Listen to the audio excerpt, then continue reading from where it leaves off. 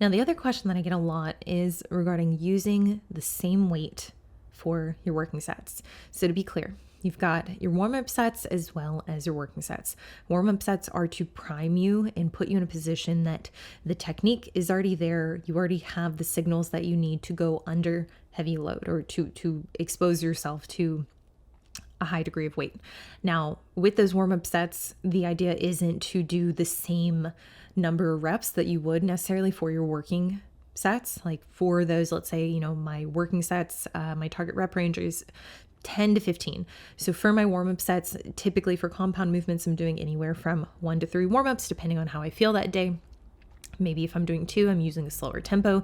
Maybe if I'm using 3, it's because I know that like the weight I'm getting up to, like instead of just having 2 incremental jumps, I need to have a third one in place, which oftentimes is the case whenever I'm doing something like a front squat or doing like a bilateral RDL, even like a leg press too, because at this point, like I will use like a hip press and I'm lifting 6 plates. So it's like, okay, on the way up, I'm still doing 3, 4, 5. Like I'm still working myself up so that I'm exposed to what that's going to feel like and everything's firing prior to getting to those working sets. But the thing that I think a lot of people get wrong, and it's something with coaching, like I've learned, is like the assumption is those warm-up sets like are just as voluminous. Like, don't think that's the appropriate way to use that adjective, adverb, I don't know, adjective. A lot of people assume that like, okay, well, if that target rep range is 10 to 15 reps, then for those warm-up sets, I need to do that as well. I need to do those reps as well. And really, I think that's one of the bottlenecks, because then going into those working sets, you've already burned through some of the gas. And if you're just doing it to necessarily like complete 15 reps because it's a lighter weight, I think you're kind of missing the point. Is like those warm-up sets are designed to get you ready for that working set. And this is besides the point. The question that I initially wanted to lead with is like, for my working sets, do I need to use the same weight? And I kind of already touched on it in the state that you're like under recovered and like realistically, you're not able to put forth your best effort. No, it might actually be beneficial to just do really like so in the case, I'll just use something very matter of fact, like if I'm talking about the beast stance RDL, I did 60, I go up to 80, and then 80, I'm like, this is going to put me on my ass. So I just do, let's say 5 to 7 reps here, but I know at like rep 5, I'm like kind of falling apart. Like I'm not able to maintain pelvic stability. I'm shortening that front glute because I'm externally rotating, I'm opening up, and I'm not able to maintain full foot pressure. Then like those are 3 signs to me. I'm like, okay, from a technique standpoint, like I'm already breaking down in a very shallow sense. Like I'm not anywhere close to where I would be. So like, very objectively, physically, I'm under recovered. So in that case, I would go down. Like in my experience, I would go down to like 70, and then I probably still do. And I think that's what I did when we got back from Texas. I went down to like 70, 75, and I just did like 8 to 10. But the idea wasn't like pushing to the extent of like leg shaking and like, neck vein, trying to explode. It was like, I'm going to approach this more with the mindset of like, if I can maintain position and hit like more of an RIR of like 2 to 3, that'll suffice, because today the focus isn't loadability. Like the focus is movement and, really shaking off the rust from being on the road for a few days. But I'm not going to have a better workout than this. This is the best workout that I can have, and it's the workout that needs to happen. Now, how would you categorize that? And how would you even go about making the decision? Should all 3, assuming you're doing 3 working sets, should these all be at the same weight? Well, really how I gauge this is that first working set. Obviously the context of like, how recovered are you? How do the warm-up sets look?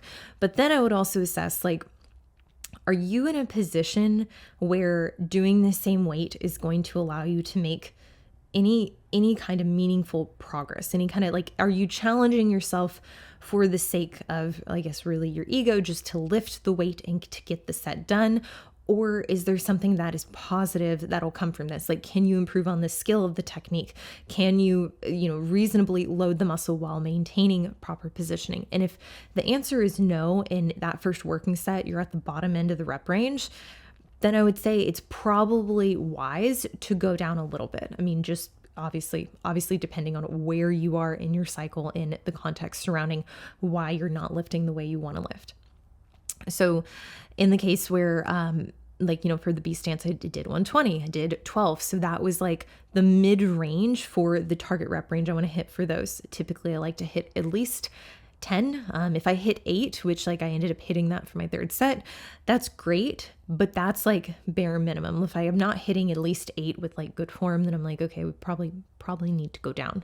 So because I hit 12 the first set, I mean, like I was posed with the question, and that's kind of how you should approach this is every set. Like, am I going to be am I going to benefit from staying at this working weight for the prescribed reps? And can I even get the prescribed reps? So because I did 12 and like literally like I felt like I couldn't breathe afterwards. Like my heart rate was like 190.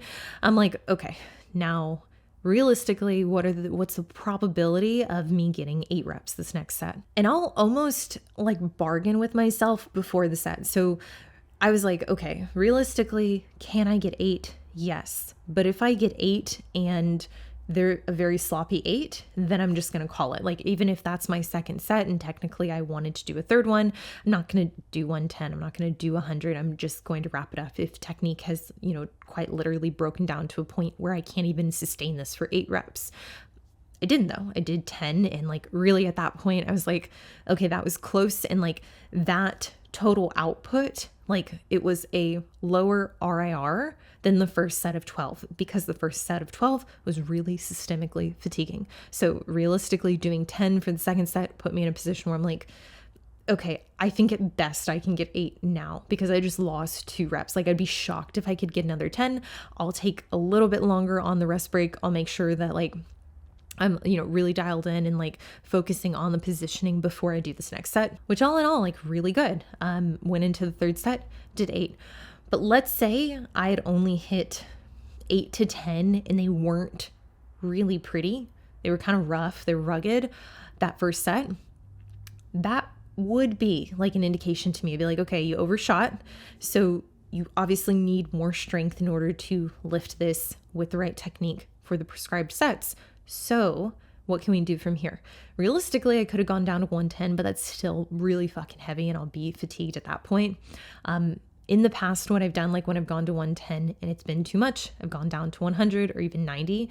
And really, if I'm going to make like a 20-pound jump back down, 20-pound drop back down, at that point, I'm going to be like, okay, these need to be pristine. Like these need to be so clean at this point that like I really make these hurt. And that might include adding a tempo at that point. So on a B stance, on an RDL, looking at like, yes, making sure positioning's correct, okay, but then focusing on the time spent getting into the lengthened position and whether or not I'm able to maintain position for the max target rep range. So in that case, like 15, which I've done this now for several weeks. And because it's a movement that I have on all 3 days, I mean, even on the days where I do bilateral dumbbell RDL, I'm still using it as my warm up in order to get primed for that movement. So I think it does come, yes, with experience, but let's talk about something like upper body movements, because I think especially with the women, this can get a little confusing. Is like,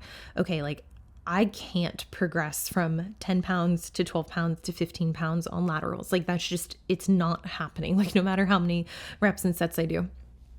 And the same rule of thumb, kind of applies here is like, okay, what does the warm-up set look like? And what's something that we don't maybe even need a warm-up set?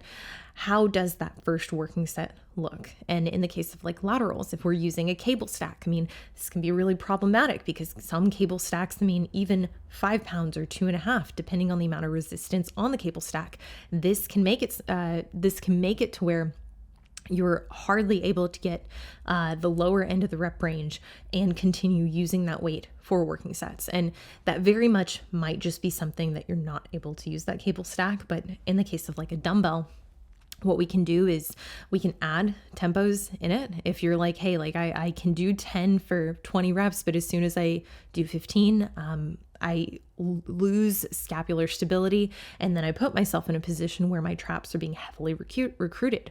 Okay, well, if that's the case, maybe instead of making that jump to 15, maybe we're using 10 pounds and we're trying to max out the amount of reps. So even if the target rep range was like 15 to 20, maybe those working sets are allowing you to go up to 25.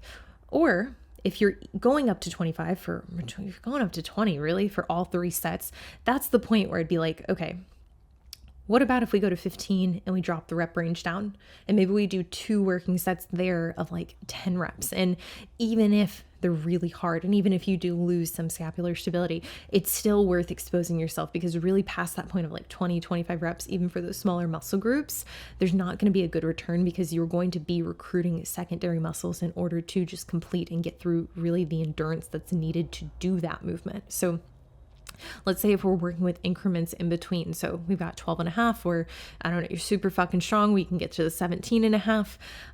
Realistically, if you're kind of dilly-dallying in between 10, 12, 15, you're like, I can't really do 15 for even 10 reps. 12, I can do it, but, you know, depending on the day, I don't have as good of like a mind-muscle connection, whatever. This is where adding in the tempo, or even potentially considering adding in another set, because it is a movement that is not very systemically fatiguing, could be beneficial. Now, even though we're talking about upper body, it's not like you can do this for, let's say, a single arm high row or a single arm low row. Like, this is going to be a larger muscle group. It's going to be much more systemically fatiguing. So just getting away from the idea of like, let's add sets to get you to that next progression, and instead look at the quality of each rep and then determine, is there any room for you to increase the reps within reason to a point where you're still able to, quote unquote, isolate the muscle. That's what I would recommend. I think all in all, there does need to be a rhyme or reason for any kind of modification you make. And this, idea, this concept, this is what I refer to as autoregulation. But ultimately, I don't think that you need to make a 180 with program design in order to compensate for being under recovered or not being able to progress within that single exercise.